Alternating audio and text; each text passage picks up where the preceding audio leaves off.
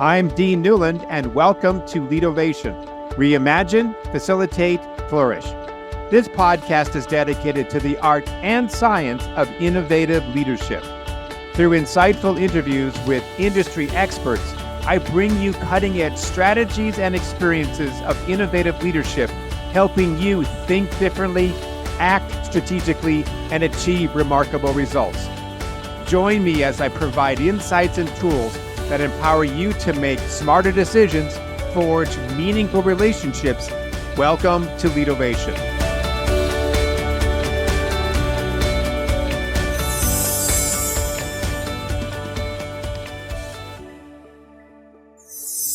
If you've ever wondered why your marketing budget disappears without bringing much back, well, this episode is going to flip your thinking. Today, I'm talking with John J.D. Dwyer, the guy who helped a regional bank add billions in home loans using Jerry Seinfeld and zero talk of interest rates.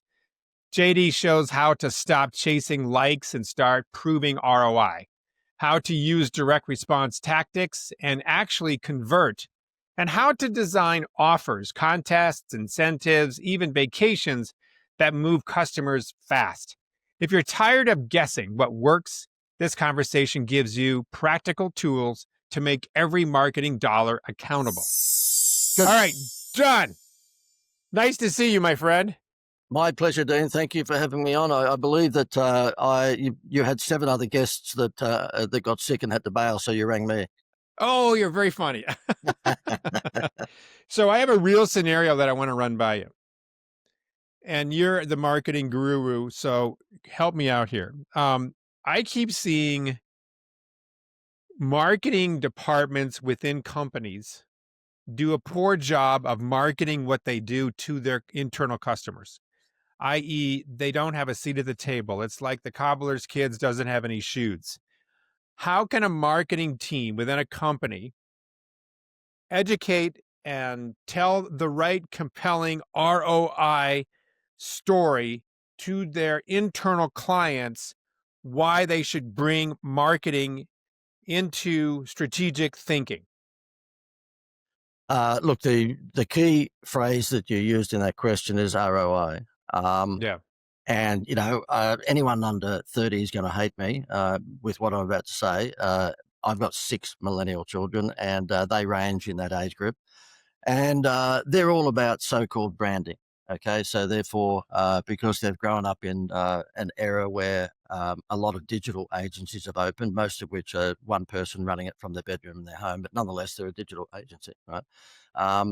And they've seen the TikTok revolution and the influencers and so forth. So therefore, they've got drunk on branding and how important it is. And don't get me wrong, it is important. We buy Toyota because it's Toyota, and we buy Kellogg's because it's Kellogg's.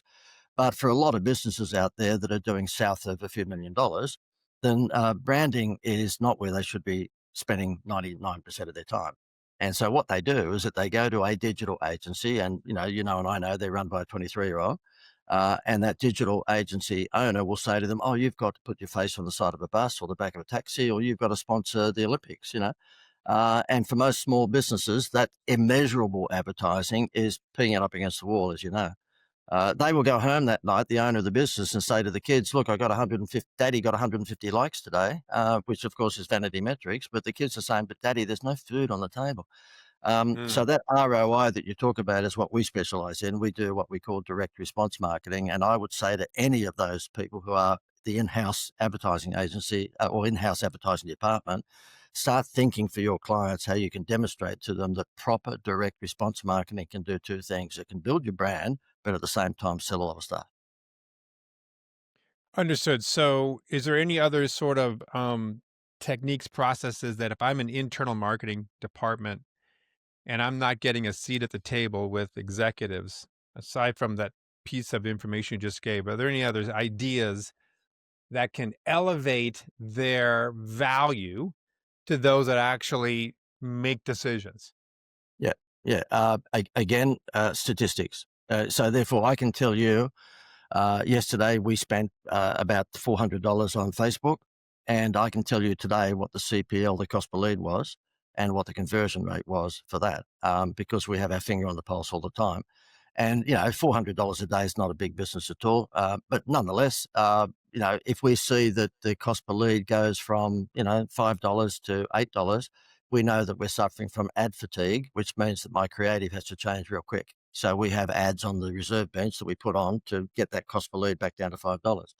And so what I would suggest to anyone that's an internal advertising department is impress your CEO or whoever the decision maker is with your knowledge of statistics.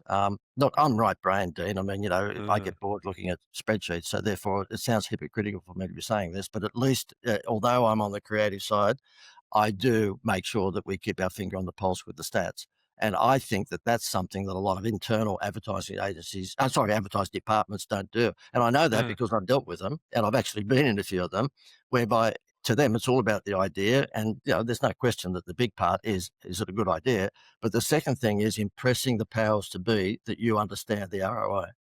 Yeah, because I think you made up a good point, though. There are a lot of marketing people, not everyone, but a lot of them are the creatives, are loving the graphic design, understand influencing and so forth. So you're right. You got this right brain person who doesn't speak the language of business or finance and trying to understand why their budget's been cut when you're Yeah. not talking the language of which the person you're talking to. So it makes a lot of sense. And we got to get better at converting what we know into the language of our client if it's an internal external one. And you know Yeah. what? When Disney hired Frank Wells many years ago, to run Disney, he said, "No, I'm not the guy to run Disney." He said, "Oh, he's a numbers guy." And so he said, "But a friend of mine called Michael Eisner is a creative. You want someone Yeah. who's creative to run Disney, and you want me to run Side Saddle so that he doesn't overspend." Right? Right. And that's what brought Disney back from the dead all those years ago. This was back in the 90s. Yeah, and so therefore, really, the combination of a left brain and right brain person, of course, is absolutely, massively valuable. But, most of the decision makers, whether we like it or not, have come, in particularly in the corporate space, have come from a maths and science background. So they are going to be predominantly left brainers. And it wouldn't matter how cute your idea is. You can tell them you've got Halle Berry lined up for the next TV ad or whatever it may be. They're going to say, well, show me the numbers. Got it. Exactly. Hey, speak a little bit about kind of creating wild-like customer experiences. I mean, we've got digital marketing, as you've just discussed. We got likes, and hopefully those likes turns into leads, and those leads turns into new business. But how do we create a better experience for the would-be buyer so that they want to interact with us and that they build that brand loyalty?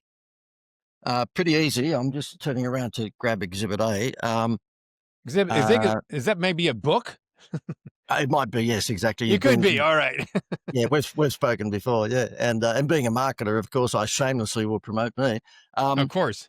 But, yeah, look, really sampling. I mean, I keep on saying to people, look, if I owned a cafe, I would have little shot glasses of coffee handed out at lunchtime and dinner time when the bulk traffic's walking past the cafe. If I was a seafood retail shop, I would be having a hostess handing out calamari outside the shop because they would taste that and hopefully a good portion of them would come in and spend big money on fish. Hmm. And so really sampling is what it's all about. And, that's why I'm on a podcast. I mean, yeah, I'm sure most of your guests are So the it's a same. sample. Right. Yeah. Yeah. And so therefore, in my instance, I know I've shown you this before, but I will give them a little book. This is the size of a tabloid newspaper, and it's $420 to print this. So we give the digital version, not the real version. But in this, which we've called the Wow Manifesto, I know if people are listening to this and not watching it, then of course they'll just have to visualize the size, a book the size of the New York tabloid newspapers. But inside here is 250 pages of case studies of direct response campaigns that worked. I didn't put the Hmm. ones in here that didn't work, right? And I give that away when I'm, speaking on stage or I'm on a webinar or podcast or whatever. I just say, look, you've got this for free. And the reason I give it for free digitally, it costs me nothing. And Yeah. secondly, it's a massive, business card. So what is the essence? I mean, we're not going to have time to obviously go through all of that wonderful book that you just shared, but what's the throughput? What is the main message of that book that you just shared? Direct response marketing is very different from marketing. And not many people would agree with that on So the surface. describe the difference then. Okay. Yeah. So, marketing in general, if you go to an advertising agency, whether it be the new digital advertising agency or an ad agency run by someone, my vintage baby boomer, they will tell you, we're going to help you get people to fall in love with your brand so that they'll buy your product. That's the whole idea of branding. Get them to fall in love with Nike or Coca-Cola or Kellogg's, and then eventually they will buy your product. Most of our clients are not doing that sort of turnover. So we flip that model, and instead of getting them to fall in love with the brand so that they'll buy the product, we get them to actually test the product so that they will actually fall in love with the brand. Okay, Mm, so, and that's direct response marketing, and a lot of that's got to do with sampling. A lot of it's got to do with incentives. But really, at the end of the day, it's what we call problem solution marketing. So therefore, if you've got a weight loss program, then you would show a lady that might be a bit overweight and she's not feeling good about herself. And then mm, you would actually aggravate that by saying, summer's around the corner. Do you want to look good in your swimsuit? And then you would actually provide the solution. So you provided the problem, you've aggravated it, and then you provide the solution, which of course, is your dietary program. And then you provide proof, which generally speaking is testimonials. And the very last point is that you have a strong CTA, which stands for call to action. So mhm. that means that not only are you selling her your dietary program, but you say that if she gets in by Friday, she will get a free bump, whatever Right. the extra bonus is. Yeah. Yeah, understood. Basically, Before we basically it's evil, Dr. Evil. Yeah. it's what's that? I say basically it's evil, Dr. Evil. Okay, I got it. I got it. You tell me something about Seinfeld. Do do share. I happen to be a Seinfeld fan. I've seen all of their episodes more than once. What's your association with, that great comedian and his show? And Dean, knowing me only for a short time, but you can tell straight away I'm a shy little devil, so I don't normally bring Oh this yeah, up. you're very shy. I can Yeah, see that, the Toastmasters really paid off. yeah. I never bring this up, of course, which is a Oh, lie. of I've course not. not. Only every time you go to the grocery store. Absolutely. It's funny. A couple of my buddies say to me when they see my posts on social media and what have you, it's always laced with sarcasm, but they say to me, when are you going to stop milking the crap out of that Seinfeld thing? I said, Well, I so never, I'm never. I'm perfect for you because I don't know the story, so I got to hear it. Okay, so about a dozen years ago, I had a client down under, which was a bank, or it was a building society, same thing, and they're up against the big banks in Australia. They're the 250th biggest business in Australia, mind you, but they're up against like the Bank of America or Wells Fargo. So they're never going to win on price. And yet the idiots that they were at the time, in terms of their advertising agency, were out there advertising home loans on price, 6.2% or whatever it may Mm, be. And I said to them, look, you're a challenger brand. You're not the 40-ton gorilla. You're not the Kellogg's of your industry. You're a relatively small player. And they went, okay, smart Alec, well, what do we do? I said, well, stop advertising on home loan rates because that'd be like a little corner store taking Costco on across the road on price. They're not going to win. And they said, well, what do we do? I said, look, I've been doing some TV commercials for a discount travel company. Why don't I introduce you? And why don't you guys stop giving out your 1% honeymoon rate, which is what every bank does for the first 12 months. They give you 1% break on your interest right. rate. Then you get yeah, Yeah, then it jumps up, of course, 12 months later once they've secured you. And I right. said, get that to the travel company and they'll give you a 10 grand vacation for 5 grand. And anyway, that's what we did. It took a bit of talking into because you're dealing with severe left brainers. You're dealing with accountants that are going to find every reason not to do something. Right. And so they said to me, look, here's your rope. Go and hang yourself and see how this works. So we came out on TV and social media and we said, swap your home loan from those nasty banks like the Bank of America and Wells Fargo and swap across to the Greater Building Society and we'll give you a free vacation. The thing Ah, took off. Yeah, thing took off like a rocket. So the vacation company provided them with a discount vacation, which was equivalent to the 1%, honeymoon rate that they used to give out. So the cost to them mm, of giving away the free vacation was neutral, zero. They had a call center at the time of 16 women. It went to 50 within a month. They could not handle the calls. It just went absolutely nuts. mm. And they took billions and billions and billions of extra home loans over that first 3 years of the promotion. And this idiot who you're talking to charged a monthly consultant fee. So I'm a moron because I should have said a percentage of the increase, but I didn't because Exactly. I'm sorry, Dean, but I can't spell IQ. And so Yeah. about 3 years into it, they said to me, JD, my name's John Dwyer, but I get JD. He said, JD, look, we've scooped up all the low-lying fruit. What do we do now? And I said, okay, well, leave it with me. And a buddy of mine had been using Billy Connolly to do the Scottish comedian to do Oh yeah. some TV Yeah. commercials. And I asked him, what did he do? He said, look, we just give him $1 million and we fly to wherever he is in the world and just put the cameras in front of him for a day and then come back with the footage and we put them on Australian TV. Okay, right. Huh. So that's what I did. I put a survey out amongst members and non-members of the bank and said, look, we're a pretty cheeky brand because, get a home loan, get a free vacation. That's not quite what normally happens in the banking industry. So we were pretty cheeky. What sort of personality do you think would represent that cheekiness? And of course, I was hoping it was going to be an Australian entertainer that we could get for 10 or 20 grand. Number one, Robin Williams. Number two, Jerry Seinfeld. Number three, Jim Carrey. So I had dug a grave for myself. I thought, how am I going to get these guys? And I won't bore you with the story, but basically it took 6 months to get, Seinfeld's manager, a guy called George Shapiro, to even just answer the phone. Yeah. So George got on the phone with me, and it's a bit like this, Dean. I can see you're a bit cheeky. We got on like a house on fire, both very sarcastic, both very cheeky. He said to me at one stage, JD, look, I think Jerry might do this, but he said, with a greater building society, what does it build? And I went, what? No, it doesn't build anything. It's a bank, but they call It's a bank. Yeah. Yeah, credit unions are building. Anyway, Seinfeld said yes to it. And I remember when I met him on the first occasion, I said to him, why did you say yes to doing our TV commercials and so forth? I said, because you've got more money than God. Why would you do this? And he said, look, to be honest with you, I like the Aussie sense of humour. You take the piss out of people. That's what I do for a living. And he said, you've asked me to take the mickey out of banks, which is what we did. We got him to stand outside a mock-up bank down from where he lives in the Hamptons. And basically, we just shot the commercials where people are walking by doing the shopping and he's outside the bank spruiking to come on in and get a free vacation, you see.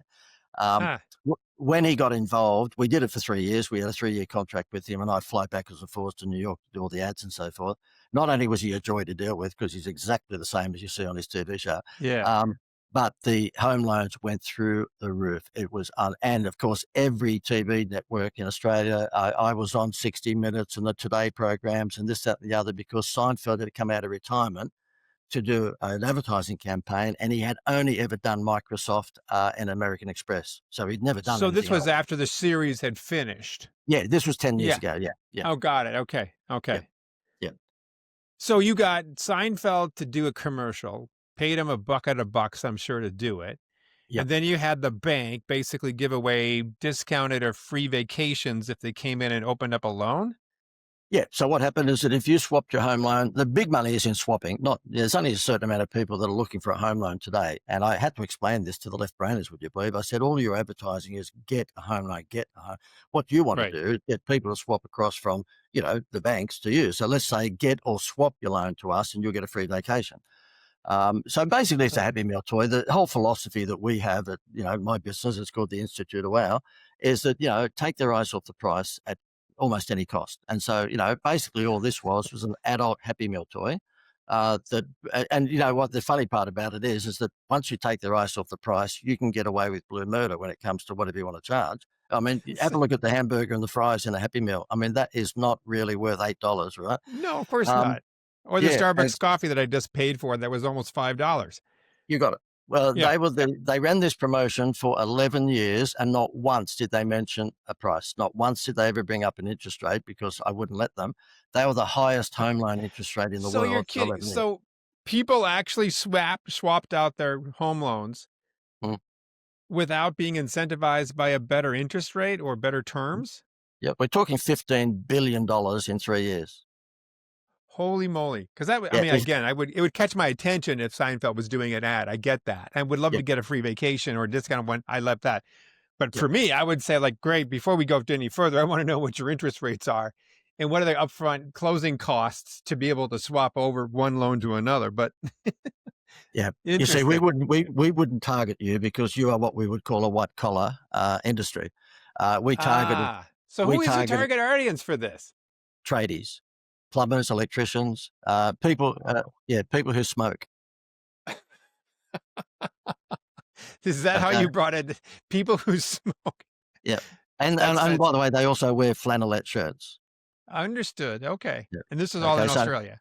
So there's the two demographics are AB, which are professionals. So that's your doctors, your dentists, and your business people who are wearing a coat and a tie. And then you have a CD demographic, which are, generally speaking, working class people. A building society and credit union is appealing to working class people, whereas a bank even though they will rip you off with fees and they'll give you shit service, a bank Yeah. is where the collars and ties will go. So, Okay. because, and again, this building society never knew any of this because they had not done any market segmentation before I came along. But when I convinced them, look, our audience are people that may not have teeth, we could easily distract them from the price. Interesting. That's fascinating. So, I guess let me switch gears here a little bit about your particular business and your process of marketing.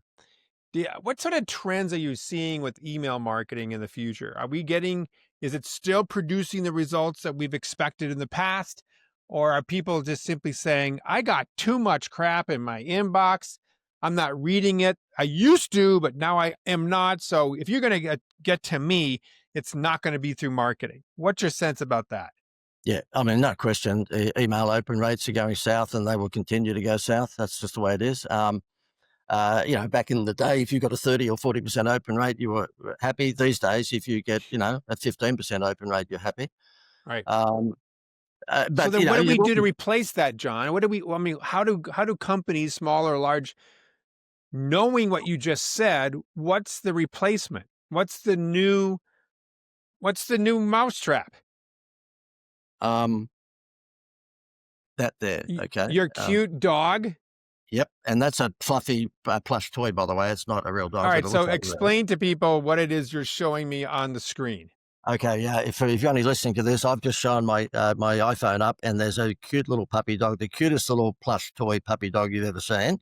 It would just make your heart melt. And the reason I bring that up is because I was with a restaurant chain yesterday here in Australia, and it's like the Aussie steakhouse I think that you guys have got in America.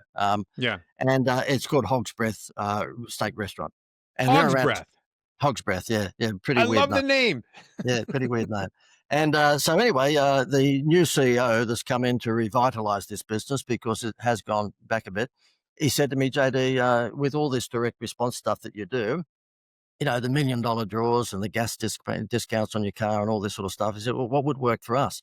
I said, well, the vacation thing would work. We can provide you with 3 to 7 night vacations anywhere around Australia or America, around the world, and we can give that to you for $50, and it's worth $1,000 because we have a travel company that we have partnered with since the Seinfeld time.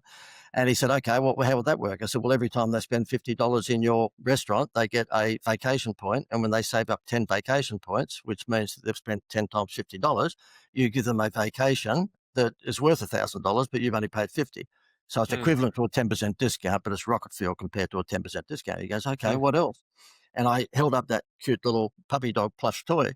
I said, this has brought in gazillions of dollars for every client that I've done it with. And there's a big shopping centre chain here in Australia called Westfield, and they're big. I mean, they would have 3 or 4 big Macy's department stores and about 300 stock shops. So big, big, big shopping centres. And we ran the Adopt a Puppy promotion, okay? And it was that little puppy. We get the puppies out of China for $2. And so Oh, what these are happened? these are stuffed. I mean, just to be clear, we're not talking about a real dog. No, just cute Yeah. little plush toys, Okay. okay? All right. Got it. Uh, Got it. yeah, and they're around about a foot long, they are, okay? Yeah. So if you were visualizing this, it'd be from your elbow to the fingertips, okay? So it's that Okay. level. It's not a tiny little thing.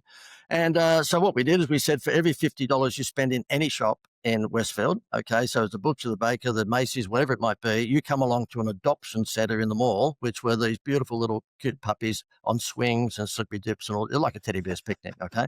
And we had a hostess there. This was across 25 shopping centres, by the way, so it's a national thing.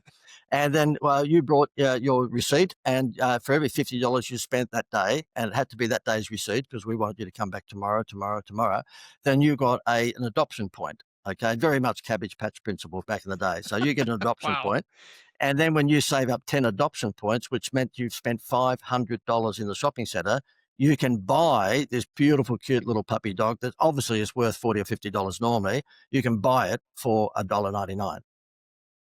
Okay, Wow. so therefore it's self-liquidating. So we got the toys out of China for $2, and we got $2 back again. Um, Wow. we're talking again. I can't reveal the real numbers, but billions and billions of dollars in a month. And all it was outside the box thinking, coming up with a Happy Meal toy that will attract the attention of parents with children. So, John, JD, I must not be the right target market. I just am not. Maybe I am fascinated that this has been so successful because it just is not something that would even show up as something that I would be attracted to. So, who in that marketing campaign did you seek to engage? I mean, was there a demographic? Was there an age, a sex? Like, who was that targeting?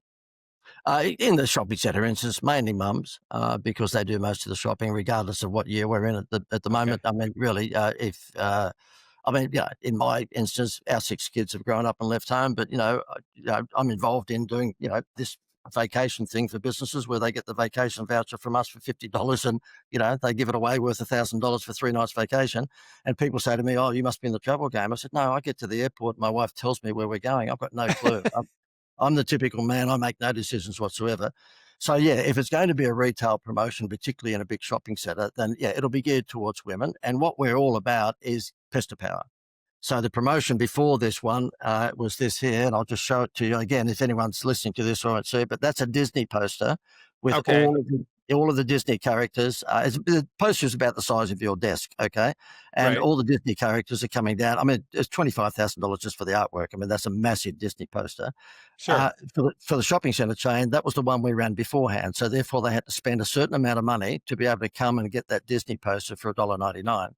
Huh. Um, the reason that we tend to lean towards licensed things, whether it be Batman or Ninja Turtles or Spider-Man or Disney, is because those businesses have already worked hard to build up a massive equity in their brand.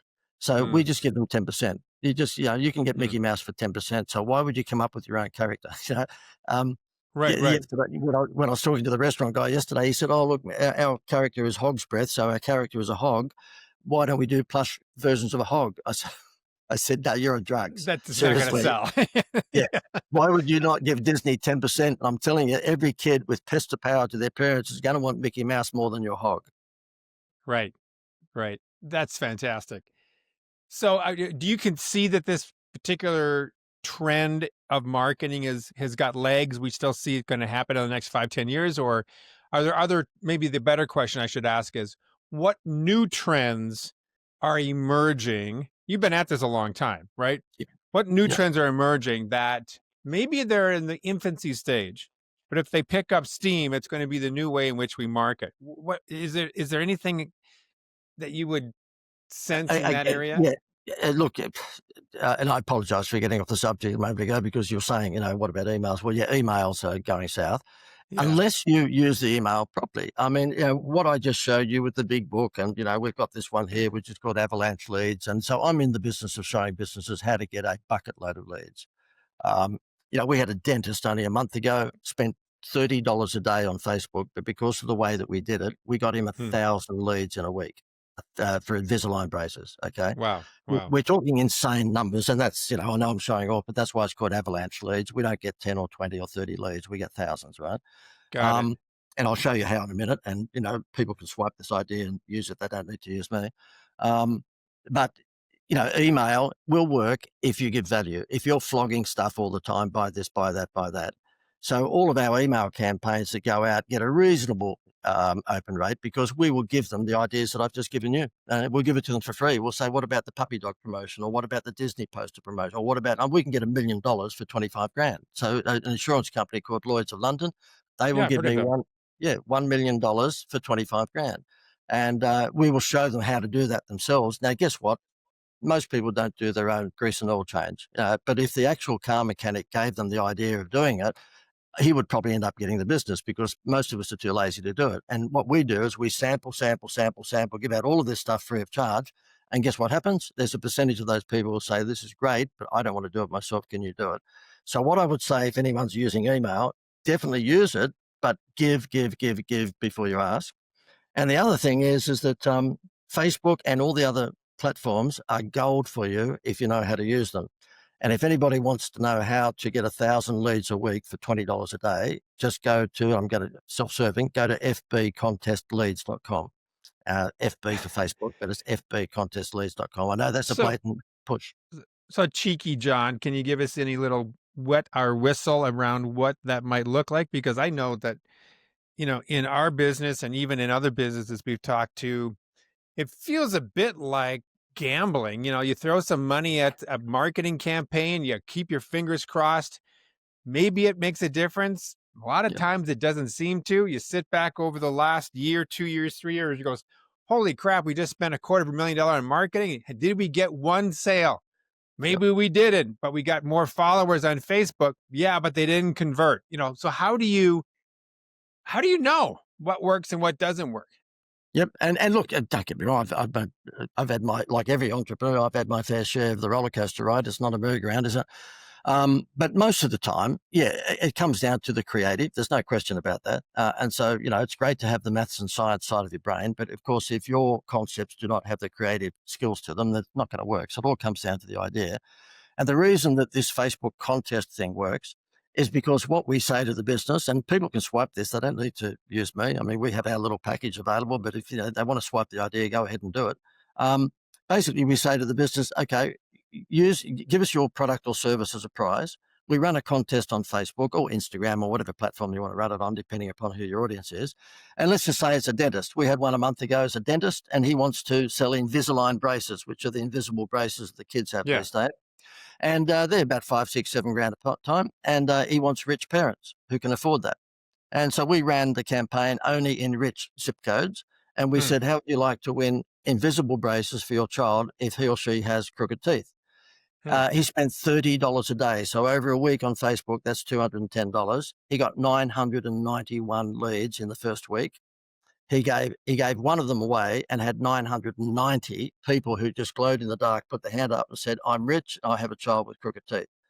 So the easy thing is that then he rings them. Well, he doesn't. We got a robot to do it because he couldn't. He got smashed. His head exploded. He couldn't believe. He's never had 900 leads in a year, let alone a week. So therefore, we just put the AI robot in, and the AI robot rang up and said, look, Mrs. Smith, you entered our contest to win invisible braces for your child who obviously has, crooked teeth. You didn't win, but we've got some good news for you. If you get in by Friday, guess what? We're going to give you a free vacation. Shut the gate. Shut the gate. It's all over. So we give him the vacations for $50. They're worth $1,000. They can stay in Vegas, New York, Disney World, wherever they want to go. They get 3 nights accommodation for free. He gives that to them, worth $1,000, pays us $50, and heavenly music, white doves. Interesting. All right. So let me ask you another question. The examples you've given have been actual products, call it Invisalign or what have you. What about a service organization whereby it appears up to this point that the relationship is high touch? There's a lot of trust that's being built over time. It's not transactional. It's not about price. It's about trust of that particular person or that company by which they represent. Speak to me about how do you use your process in a high touch relationship based service line or service business? You mean B2B? Yeah, it could be B2B. Yeah, probably B2B, business to business. Yes. Okay. It's easier B2C because you can get them off the fence much quicker, and Yep. your cost per lead is going to be 50 cents, $1, $2, $3. B2B, we pay 40, 50, 60, $80 a lead, depending upon what week of the month it might be, and whether Zuckerberg's screwed up with the algorithm again. Exactly the same thing. You basically run a contest. I do it from time to time. If I can see that 2 months down the track we've got a soft month, I'll just run a contest on social media, across LinkedIn particularly for my stuff. And I'll say, how would you like to win a month's free consultancy with the guy who Jerry Seinfeld trusts with his brand? And then I'll do a little spiel about how clever I am and blah, blah, blah. I will get, for maybe if I spend, I'll get $50 leads. Okay. So therefore, if I spend $500, I'll get 10 people enter that contest. I But if put they're, them through but you're saying that you would be giving away whatever, how a many month, hours, no, a just a month's month worth worth? of consulting. So therefore they get a few Zoom calls and I'll put a marketing plan together for them. So what is that? What's the cost of that for you? Let's just take a look at that. Let's just say it's Nothing, what? nothing. Nothing. Well, but it's your time. Your time's Yeah, worth yeah, yeah. something. No, I was about to qualify that. Nothing but your time. So there's no physical cost in it. It just depends on how you value your time. But I'll give you the exact figures. Okay. So we did this I haven't done it for 12 months, but I did it 12 months ago. We had a couple of slow months coming up. So I thought I will do it. And I got in 16 leads. spending around about $600-700. So the leads might have been whatever that works out to be, $42 or something like that, right? Out of those 16 leads, I just sold my 2-month private consulting package, and that comes in near enough $5,000 a month. But let's just say it's 4,950, but let's say $5,000 a month, right? Okay. And so therefore, each new client I got on was $10,000. Out of those 16, my close rate was 1 in 2. Okay, so therefore I closed 8 of the 16. You got 8. Yeah. So they entered the contest. 16 people entered the contest to win a month's worth of my consultancy. I give away a couple of Zoom calls in the consultancy during that month, and a 3 or 4 page marketing plan for their business. It takes me like 30 seconds, right? These days, because of ChatGPT, 15 seconds, right? So I put the plan together for them, and you might say, is it customized? Yes, it is. I mean, if they're selling dog food, it'll be customized for dog food. So it's not like I just give them a plan that's generic. So they get good value if they win the prize. Yeah. But 16 came in. One of them won the prize. The other 15, I speak to on Zoom. I say, look, you obviously are looking for marketing assistance. You wouldn't have advertised. You wouldn't have entered the contest otherwise. This is what I've got, a 2-month program, blah, blah, blah. And the evil component of my 2-month program is because I normally impress them, they stick around after the 2 months, right? And so I picked up 8 new clients out of that at $10,000. So that's $80,000 I picked up for $650 to Facebook. And the time that you spent during the month giving away your time or your free information. Yeah. Fascinating. But that might be 2 or 3 Zoom calls that go for an hour of time. And the marketing plan, seriously, I'm being silly, of course, but I can probably put that together in a couple of hours for them. So really, in terms of my time, you're probably talking about 5 hours for $80,000. I'll do that every day of the week. So it starts off as a contest and if you win the contest, you get to be in this elite group who now then can participate in a month-long consultancy with you. You're giving it away for free. And out of that, you get 50% that convert to your paid program. That's right. Now, this will only work if you've got a good conversion rate. If you've got a terrible conversion rate, like a 1 in 10, then don't do it because it's not going to work for you. Right. But, if you've got, I always say, look, Robin Williams had unique skills. Okay. He had there's never going to be another one of him in 100 years. Okay. Jim Carrey gets close, and Seinfeld's a different sort of comedian, but Robin Williams, because of the manic nature of him, they don't come along every 1 in 100 years. Yeah. But there's lots of other comedians that are funny, but they just don't have his level of skill. And if you're in the business of unique skills, and, this sounds like me being, really vain, but, I can draw quickly. I can put a marketing plan together pretty quickly. I can come up normally with an idea that would be customized for that business pretty quickly. Then, of course, you're crazy not to give that away as the prize, because they won't see that every day of the week. They've just been dealing with a 23-year-old at a digital marketing agency who's working from his bedroom. And as you said, they've spent a fortune on Facebook and LinkedIn and all. They never got a return on it. And now they've got the chance to actually spend a month with this guy who does all this, David Copperfield magic. So therefore, if you are unique, then give yourself away as the prize, because that's what they want. That's really interesting. That's something for me to think about. I like it. So John, JD, how can people follow you and know more about what you're about? Or what's the next contest that maybe they could get involved with? Well, Dan, look, I'm so wealthy that I live on a private island these days, so I don't need to do you now? The island is called Australia? Yes. I wish it was the truth, but when people say, look, you're a baby boomer, why are you still, treading the boards? I said, because I had 6 children and they took all our money, that's why. And in fact, I keep on saying to them, the kids have all left home, of course, but I still have the nickname ATM, the ATM machine. Look, what I think I should say, Dean, is that if they really want to have a look at how to spend a lot of leads for their business very quickly, have a look at a couple of sites. Go to vacationsincentive.com, which is the vacation one. So if you go, it's plural, vacationsincentive.com. You'll see how that works. You don't have to buy anything. You can just swipe the idea and have a shot at it yourself. The other website is theinstituteofwow.com, which is my main website. And if you wanted to look at the contest thing, whereby, and there might be something even, Dean, you might like to swipe and use yourself, it's just fbcontestleads.com. So FB being for Facebook, so fbcontestleads.com. And if anyone just wants to shoot anything to me, John at theinstituteofwow.com. So Don't you love it, Dean? You must talk to a lot of these people who claim to be experts. And when you ask them, well, could you give an email address? They go, oh, yeah, info at. And you go, you idiot. Yeah.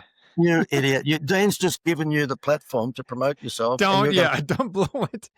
Well, you've also got the Avalanche Leads Formula book, correct? Yes, buddy, and people can get that for free at Book of Wow. This is corny, I know. I've got to stick my two fingers down my throat almost, but bookofwow.com, bookofwow.com, and that's the Avalanche Leads book. And look, as much as I'm being sarcastic and hopefully Conan O'Brien style self-deprecating, if you do download that, I think you might find some interesting case studies in there because that's all about getting avalanche leads, not leads. Fantastic. John, nice to meet you, my friend. This has been fun. My pleasure. And thank you likewise. And hopefully you don't have to cut out too much of this podcast. I don't think so. I think we're good.